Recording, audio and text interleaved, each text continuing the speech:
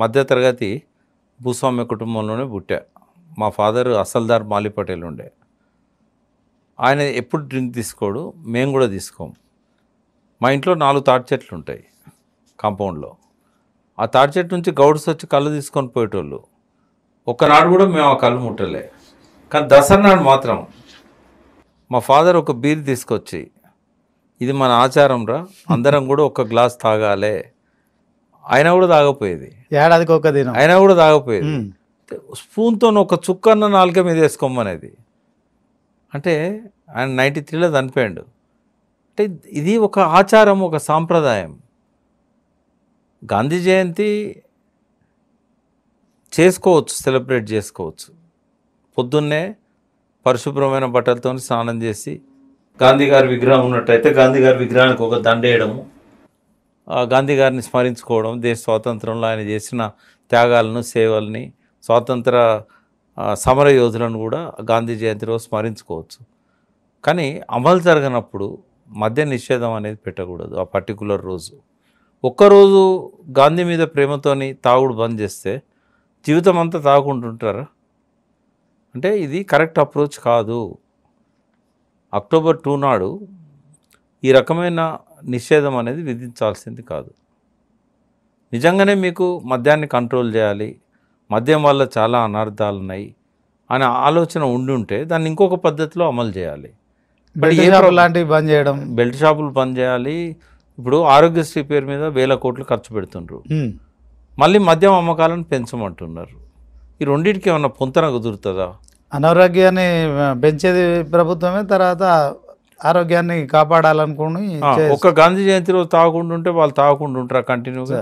శ్రీనివాస్ గారు, మొన్న నేను మా ఊరికి పోయిన దసరాకు, నేను మా అక్క ఉంటుంది ఊర్లో, ఒక్కొక్కరి పేరు అడుగుతూ ఉంటే వాడు 6 నెలల కింద చనిపోయాడు, ఏడాది కింద చనిపోయాడు, 2 ఏళ్ళ కింద చనిపోయాడు. అందరు నాతో పాటు మీ ఫ్రెండ్స్ నా క్లాసు నాతో పాటు చదువుకున్న వాళ్ళు, ప్రైమరీ స్కూల్లో, విలేజ్లో 5వ తరగతి దాకా నేను అక్కడనే చదివిన.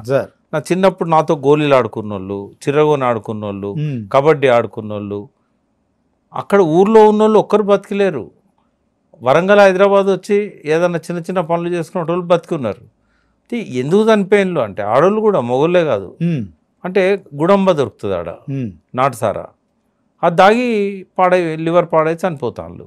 ఇప్పుడు శరీరంలో ఈ సందర్భంగా మనం ప్రేక్షకులు కూడా చెప్పాల్సింది ఏంటంటే, మనకు 2 కళ్ళు ఉంటాయి, 2 లంగ్స్ ఉంటాయి, 2 కిడ్నీలు ఉంటాయి, కానీ గుండె ఒకటే ఉంటుంది. అట్లనే లివర్ కూడా ఒకటే ఉంటుంది. గుండెలో కూడా 4 రకాల రక్తనాళాలు ఉంటాయి, ఒకటి పోయినా ఇంకోటి 3 పనిచేస్తాయి. కానీ లివర్ ఒక్కటి పోతే లివర్ వల్ల 800 రకాల లాభాలు ఉన్నాయి మనకు. అంటే కంటి దగ్గర నుంచి ప్రతి ఆరోగ్యానికి సంబంధించిన ప్రతి విషయంలో కూడా లివర్ పాత్ర ఉంటుంది.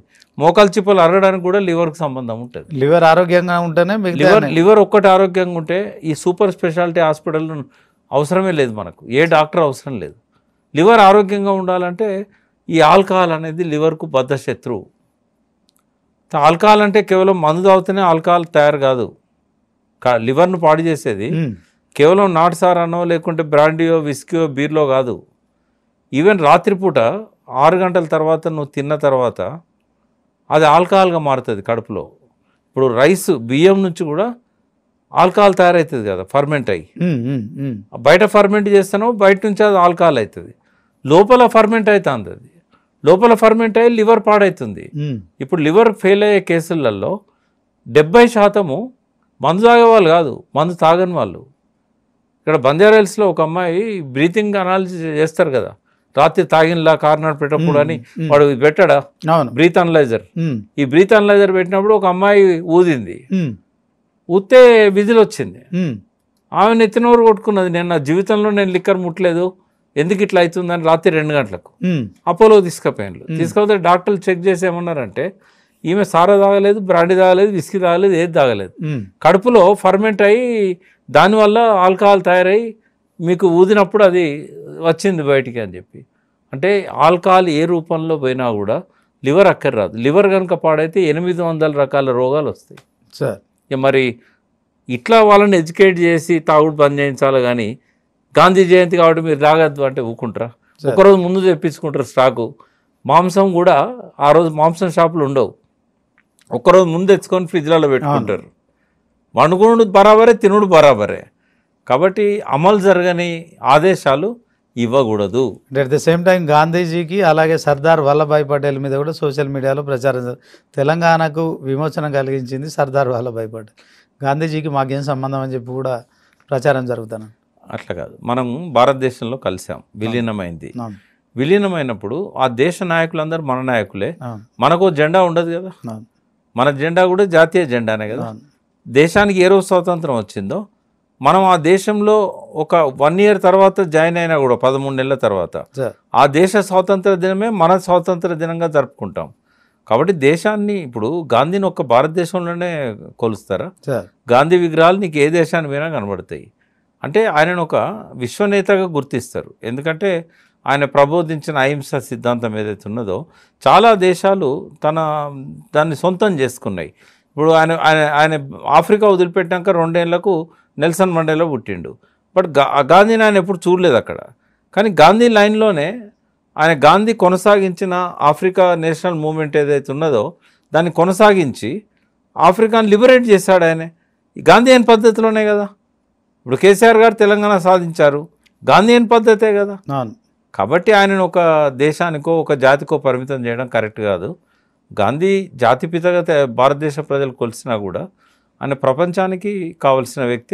తెలంగాణ విమోచన కూడా కొంత అవేర్నెస్ వచ్చింది అనుకోవచ్చు కదా సార్. సర్దార్ వల్లభాయ్ పటేల్ అప్పుడు కాంగ్రెస్ అది ఎప్పుడూ ఒక కాంట్రవర్షియల్ ఇష్యూ అది సార్. బట్ ఏదేమైనా కూడా ఆ రోజు మనం మాట్లాడుకున్నాం September 17. బట్ గాంధీకి సంబంధం ఉంది తెలంగాణతో. ఎందుకంటే ఆయన ఇక్కడికి వచ్చి భాగ్యరెడ్డి వర్మ పిలిచినప్పుడు ఇక్కడికి వచ్చి 1927-28 ఆ టైంలో ఇక్కడ విక్టోరియా గ్రౌండ్లో మాట్లాడాడు.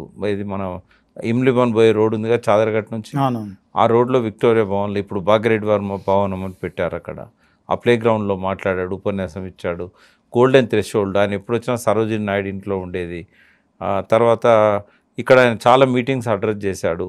తర్వాత బాలికల పాఠశాలల్ని నిజాం, చాలామంది అంటారు నిజాం తెలుగులో స్కూళ్ళను ఓపెన్ చేయలేదని, భాగ్యరెడ్డి వర్మ అమ్మాయిల కోసం పెట్టిన పాఠశాలలు విజిట్ చేశాడు. గాంధీకి తెలంగాణతో చాలా సంబంధాలు ఉన్నాయి.